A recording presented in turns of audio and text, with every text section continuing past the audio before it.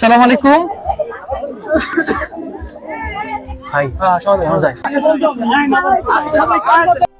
কথা বলছে গাছ, ভেসে আসছে নারীর কণ্ঠের আর্তনাদ।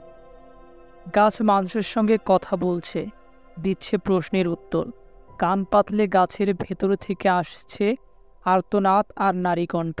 দাবি স্থানীয়দের।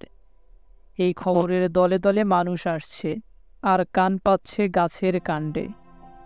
গোপালগঞ্জের মাকসুদুর ইউনিয়নের গার্জিনা গ্রামে ঘটেছে এমন ঘটনা। কথা বলা গাছ দেখতে প্রতিদিনই ভিড় করছে শতাধিক মানুষ।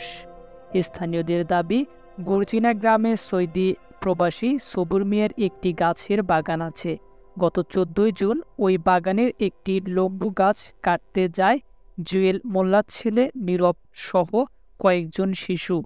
তারা ধারালো অস্ত্র দিয়ে আঘাত করলে গাছটি নাকি কথা বলে ওঠে এবং কেঁদে ওঠে। প্রায় এক সপ্তাহ আগে গাছের কথা বলার গুঞ্জন ছড়িয়ে পড়ে উপজেলার রাগদি ইউনিয়নের গর্জিনা গ্রামে। এরপর থেকে এই গাছ দেখার আশায় সেখানে ভিড় বাড়ছে অসংখ্য মানুষের। এ সময় শিশুরা ভয় পেয়ে বাড়ি ফিরে যায়। পরিবারের সদস্যরা বিষয়টি জানার পর গাছটি দেখতে যায়। তারা গাছের গায়ে কান পেতে আওয়াজ শুনতে পেরেছেন বলে দাবি করেছেন। গাছের গায়ে গোবর লেপের কারণে এক নারী অসুস্থ হয়ে পড়েছেন বলে দাবি স্থানীয়দের।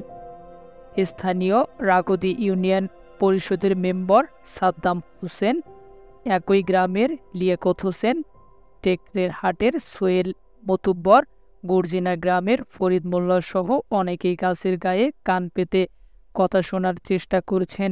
এই তালিকায় রয়েছে শিশুরাও। যদিও অনেক দর্শনার্থী গাছের কথা শুনতে পেরেছেন বলে দাবি করেছেন।